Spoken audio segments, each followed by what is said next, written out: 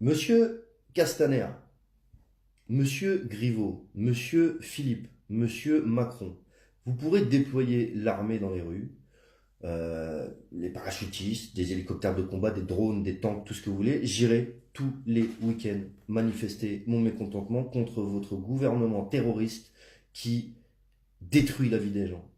Tous les jours, 24 heures sur 24, 7 jours sur 7, dans ce pays comme ailleurs.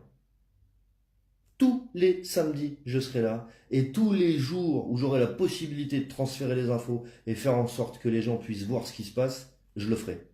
Est-ce que dans ces paroles, vous entendez, je casserai quelque chose? Non. Est-ce que dans ces paroles, vous entendez, j'incite les gens à casser quelque chose? Non.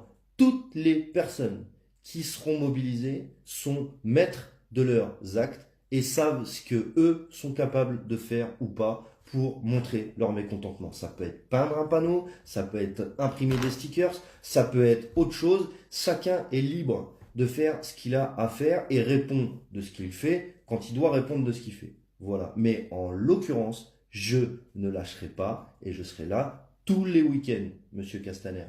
Tous les week-ends. Et si vous voulez que ce mouvement s'arrête, pour que vous le compreniez bien, histoire de le dire clairement, si vous voulez que ce mouvement s'arrête, vous pouvez me prendre et me mettre en prison. Ça continuera. Vous pourrez mettre Eric en prison. Ça continuera. Vous pourrez prendre Jean-Jacques du rond-point d'il y a 200 km d'ici, caché derrière une usine, dans un petit rond-point sympa, où ils sont là depuis 5 mois à faire des échanges, à faire des ateliers constitutifs, à faire plein de choses. Vous pourrez le mettre en prison aussi, lui. Mais il y aura toujours du monde dans les rues. Et plus vous aurez la réponse, enfin, plus votre réponse sera répressive, et plus votre réponse fera la différence entre ceux qui sont d'accord avec votre état répressif et terroriste, et plus il y aura des gens contre vous. Et notre devoir, et ça c'est enfin mon devoir à moi, c'est non seulement de continuer à vous faire face, mais en plus de ça, c'est de réussir à faire en sorte que vous quittiez vos postes et que nous réussissions à mettre en place ce référendum d'initiative citoyenne, que nous réussissions à faire en sorte que tous les gens qui galèrent puissent arrêter de galérer et vivre correctement. Personne ne dit que tout le monde doit rouler en Porsche, avoir un yacht. Tout le monde dit simplement pouvoir vivre dignement. C'est-à-dire pas être obligé de faire un crédit à la fin du mois pour remplir un frigo. Pas être obligé de se prostituer quand on a 18 ans pour aller faire des études. Pas être obligé d'aller chercher des sandwichs dans les poubelles quand on a 70 ans parce qu'on est retraité et on n'a pas les moyens de s'acheter à bouffer. Voilà, c'est tout ce qu'on demande.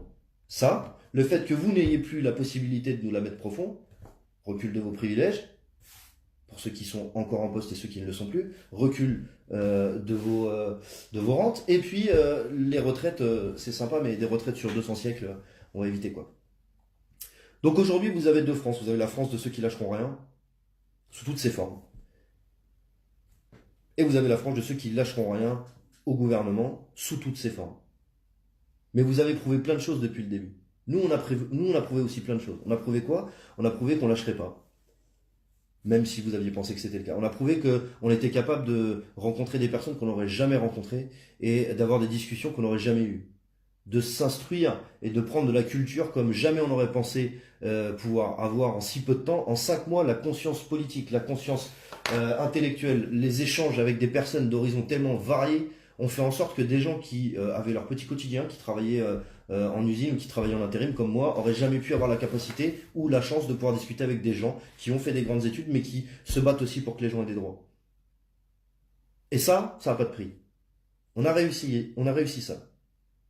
On a réussi quoi? On a réussi à faire en sorte que même les gens qui n'avaient pas d'argent étaient capables de venir à Paris quasiment un week-end sur deux. Parce qu'il y a de l'entraide. Parce qu'il y a de la mobilisation et parce que les gens se sortent les doigts du cul. Pas tout le monde, hein. Il y en a qui critiquent derrière leur écran. Mais par contre, il y en a qui sont dans les rues tous les week-ends.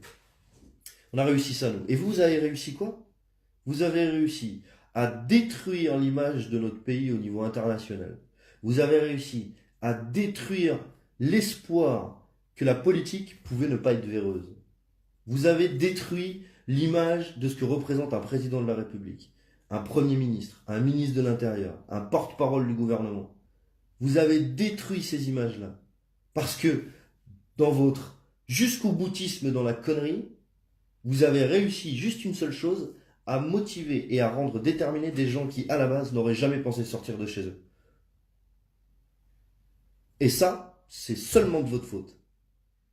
Parce que si vous pensez que la diffusion d'informations, c'est ça qui fait sortir les gens de chez eux, bah, j'aurais jamais eu besoin de transférer des informations si vous n'aviez jamais tapé sur la gueule des gens, si vous n'avez jamais tapé sur le portefeuille des gens, et si vous n'avez jamais laissé des gens crever dans la rue. Jamais j'aurais eu besoin de le faire. Donc, vous avez créé le fait que moi, je diffuse des informations. Vous êtes responsable à tous les niveaux. Parce que non seulement je ne suis pas le seul à en diffuser, mais en plus il y en a de plus en plus qui en diffuseront. Enfin voilà. Ensuite, je voudrais revenir sur un truc.